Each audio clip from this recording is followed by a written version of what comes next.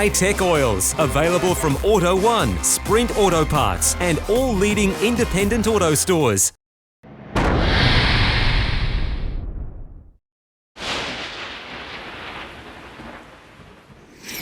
Okay, now we're going through to competition, and check this out in qualifying. Danny Chilstrip, he's in the yellow dragster. A wild moment as Chilstrip just suddenly locks up in the braking area, hard into the fence and over multiple times. The thing comes down on the cage, a nasty accident, the kind of crash that you never like to see with a dragster.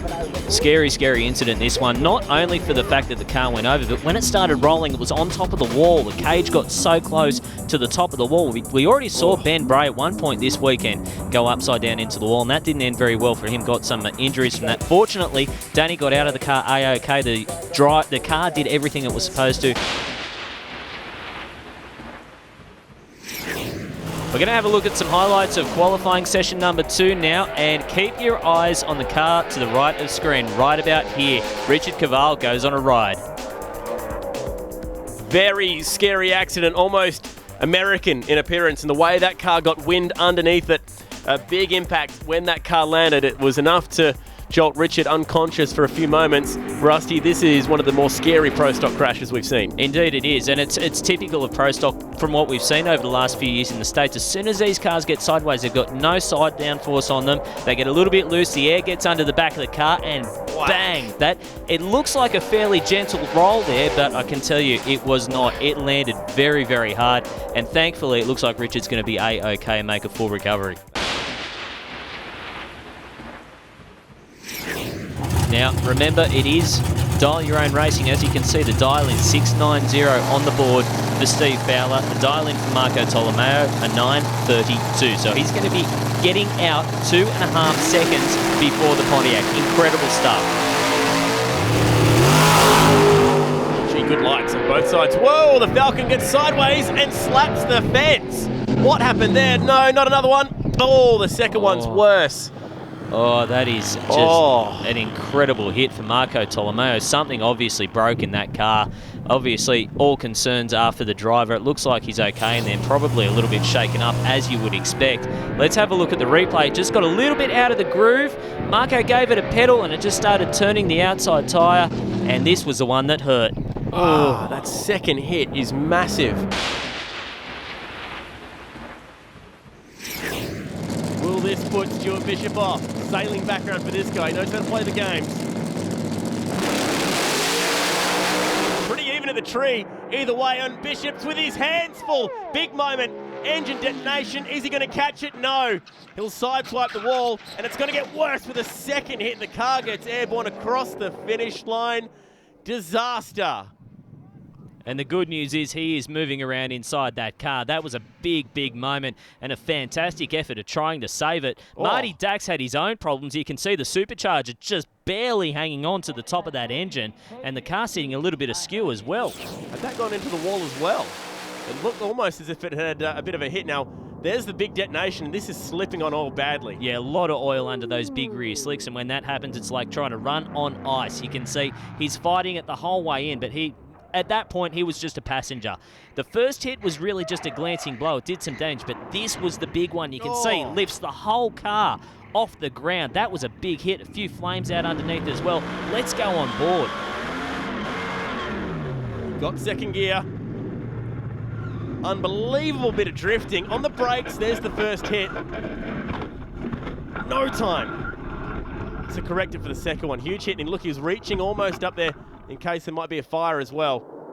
I'm surprised this didn't go open to flames, much like Maurice Fabietti's semi-final Nationals run here a few years ago. Yeah, we've seen it more often than not with door slammers when they detonate like that. You can see the supercharger on the top of Marty Dax's engine. He's got that car pulled up nice and safe. He doesn't even know what's going on behind him.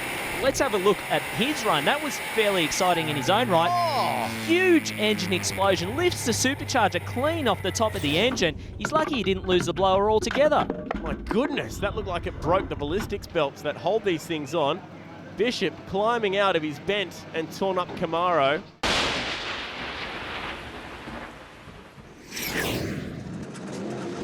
Oh, Kanan Childs is going nowhere.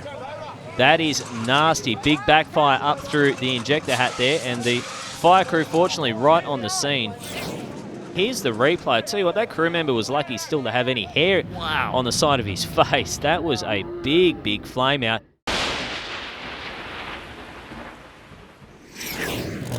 And time now for Stuart Bishop. Now you'll notice he is on a solo pass here. It wasn't meant to be this way. He was meant to be matching up against Ben Bray, but unfortunately Ben, in his other car that he's racing this weekend, had a very, very nasty incident. You can see the car, something obviously broke in the rear end, and just about the worst possible way you want to hit the wall, with the roof of the car on the top of the concrete wall.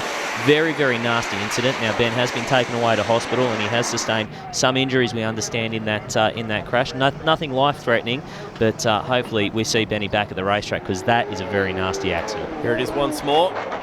Awful accident in the Factor Extreme car. He was trying to rewrite a world record that he set earlier in the weekend, and you could see him moving around in the car, but those injuries do include multiple fractured ribs, multiple fractured vertebrae.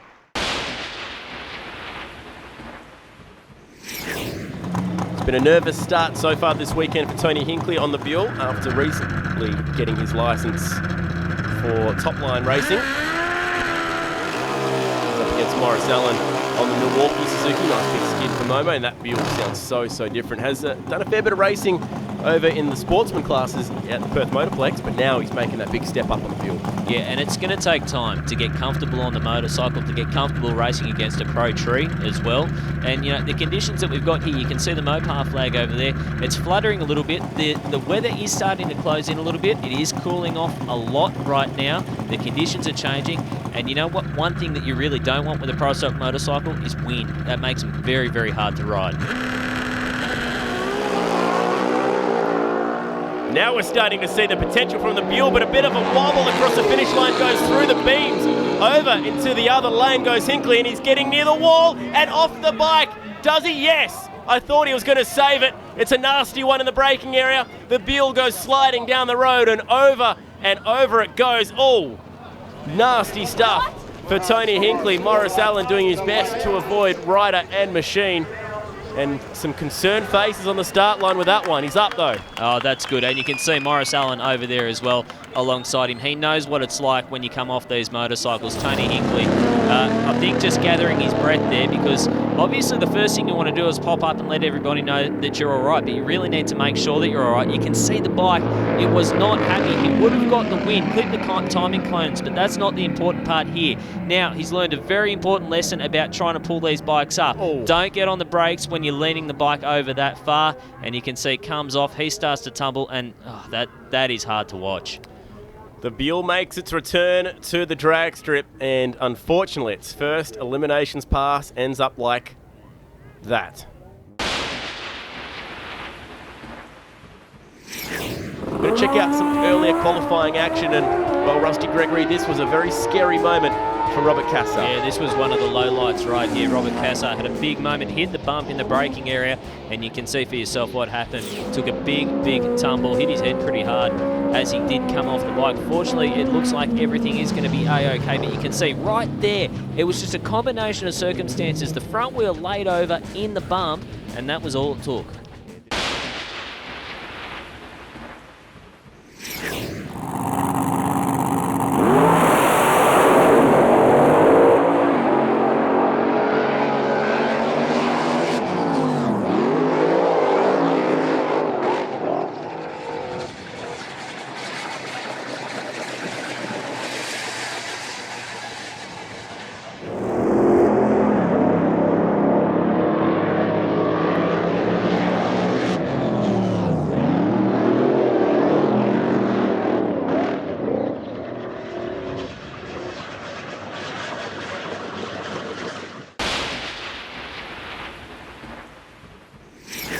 Wayne Newby and Phil Lamattina are up next, and after a long delay due to a timing system issue, the race director aborted the pass.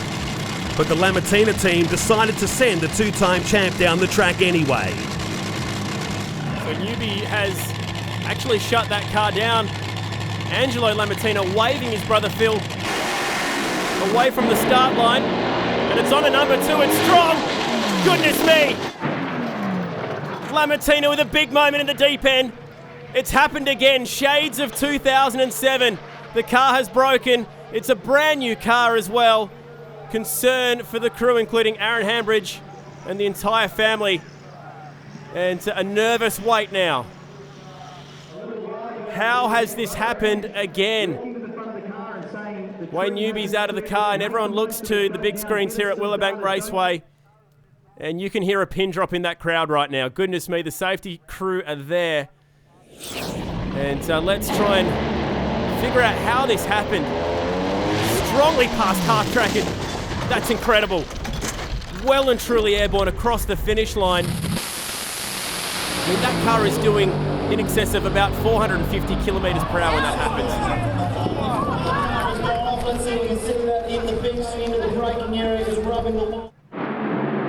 And well might they be panicked after seeing that again.